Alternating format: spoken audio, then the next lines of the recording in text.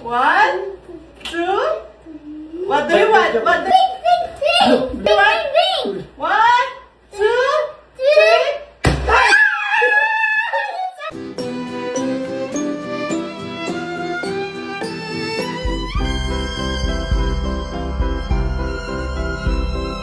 Hi! Mga Marikoy, nung nalaman ko yung gender kagad, nag-isip ako ng surprise na gagawin para kay Daddy Tano at Jace. Akala ko madali lang ilobo tong lobo na to, pero dahil napakalaki niya pala, napakalaki din ng butas, kaya nahirapan ako magpalobo. Nakuha ko pang tumayo mga Marikoy at nagpalit-palit ng posisyon, pero nairaos ko din, napalobo ko din siya. Di ko na nga masyadong pinalaki ito, baka pumutok pa mga Marikoy at masayang yung effort ko. At pagkatapos ko nga mapalobo yan, naligo na kaming dalawa ni Jace. Ang balak ko talaga mga Marikoy, magpapop kami ng balloon dito sa kwarto. Dito sa kwarto lang namin gagawin. Kailangan kong magbihis kasi ang alam ni Daddy Tano, magpapacheck up ako. Ang alam niya, pinapapunta kami ng OB ko para basahin niya yung result. Siyempre, gawa-gawa ko lang yon mga Marikoy para umuwi siya. At siyempre, para kabahan na din siya bago ang surprise. Naka-pink nga pala ako dyan kasi gusto ni Jace mag-pink ako kasi sabi niya, team girl daw kaming dalawa. Kasi yung paulit-ulit kong sinasabi sa kanya, sinasabi ko na kapag gusto niya ay babae, kailangan ang piliin niya kulay pink. Pero dahil gusto ko ding supportan si Daddy Tano, kaya nalilito din ako kung anong susuotin ko mga Marikoy. Alam ko naman, mas maintindihan ako ni Daddy Tano kung nasa panig ako ni Jace. Naguguluhan na din ako dahil sa hindi sila pareho ng gusto, pero ang mangyayari din yan mga Marikoy, kamukha din nilang dalawa yung baby. Kahit anong gender pa to, sigurado ako magiging kamukha na naman ng tatay niya, kaya magkakamukha silang tatlo. At habang wala pa si Daddy Tano dyan, inayusan ko na muna si Jace. Habang inaayusan ko siya dyan, sinasabi niya sa akin, no, pop the balloon daw. Kaya buti na lang mga Marikoy, may nakaredy ako na plan B. Kaya pagkatapos ko inayusan si Jace, bumaba na kami at naglagay na nga ako nitong Beauty White sunscreen. Una ko pa nga nilagyan dyan yung isang side lang ng mukha ko para makita ko yung pinagkaiba. Maganda talaga tong sunscreen na to, lalo na ngayong buntis ako mga Marikoy, kasi nakakatulong na kahit buntis ako, nag-glowing screen ko. Twin pack nga pala ito at sa tagal ko nang ginagamit to, ngayon ko lang siya napag-iwalay. At ayan na nga si buntis, at alam nyo ba, ngayong nalaman ko yung gender ng baby namin, bigla na lang naging bilog na bilog siya. Saglit lang nga pala kami naghintay kay Daddy Tano, dumating din siya kagad. Kadating niya mga Marikoy, may inabot siyang bulaklak sa akin na galing sa SNS Flower Shop. Pinadala nila kay Daddy Tano, advance Mother's Day gift daw nila sa akin. At nung sinabi nga ni Daddy Tano na may bulaklak ako mga Marikoy, ito na nga yung naisip ko na plan B. So nung nakita ko, nangihinayang talaga ako sa gagawin ko. Pero wala na akong choice mga Marikoy, kasi si Jace ayaw niya talagang ipop yung balloon. Alam niyo naman, may pagka-OC siya, kaya ayaw niya magkalat kami. Kaya habang naliligo si Daddy Tano, mga Marikoy, nagpatulong na ako kay Ate Christine. Ang unang ginawa nga ni Ate Christine, nilinis niya yung sa itaas na sasakyan namin. Hindi na lang talaga maasahan at napakasipag nitong si Ate Christine. Alam niya din kasi na dahil buntis ako, hindi ko magagawa yan. Saktong natapos maligo si Daddy Tano, mga Marikoy, natapos na din kami ni Ate Christine sa ginawa namin. At eto na nga yung surprise ko para sa dalawa.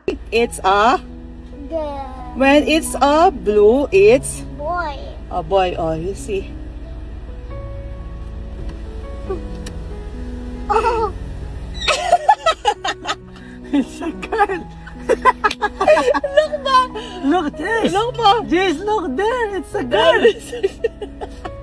It's a baby girl! It's a girl. It's a baby girl! It's okay for me. You like it? It's a girl. Oh, come on, let's pop the balloon. Yay.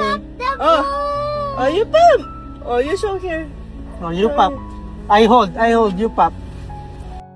Sa baby girl, mga Marikoy, nanalo si Jace, nanalo ang mga team girl. Pero panalong-panalo din kami ni Daddy Tano dahil ang mas importante sa amin, okay, si baby. Nagmumuryot na nga pala si Jace dyan kasi na-overwhelm siya, tapos ayaw niya ding ipop yung balloon, kaya hindi na namin siya pinilit. It's a baby girl.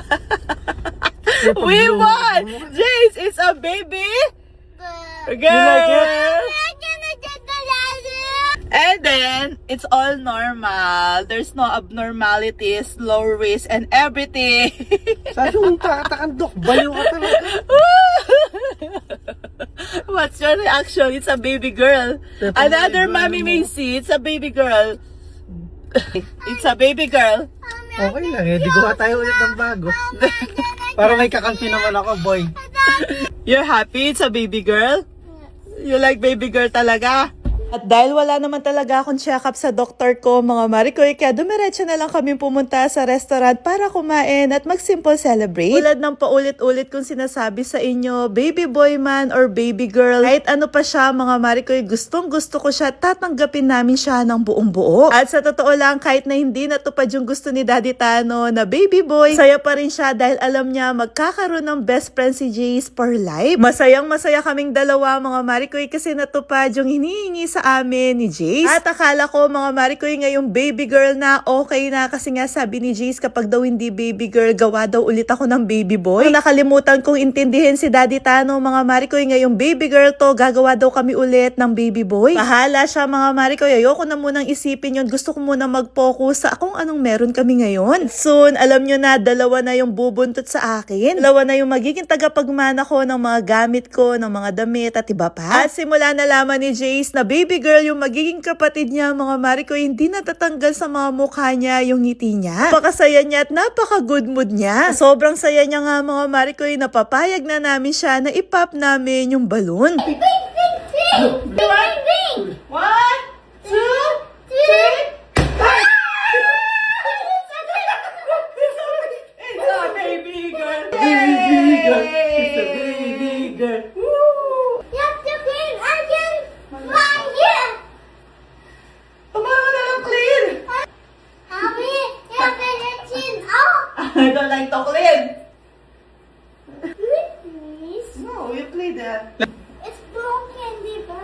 I-share ko na nga din pala sa inyo na itong damit na dala-dala ni Daddy Tano, yan yung damit na binili namin ni Daddy Tano nung pinagbubuntis ko si Jace at nalaman namin na baby girl siya. A day, bago siya pumunta ng Korea, pumunta kami ng mall, binili namin yan at nagpa-picture lang kami sa studio. Lang din yung kaisa-isang gamit na nabili ko kay Jace nung pinagbubuntis ko pa lang siya.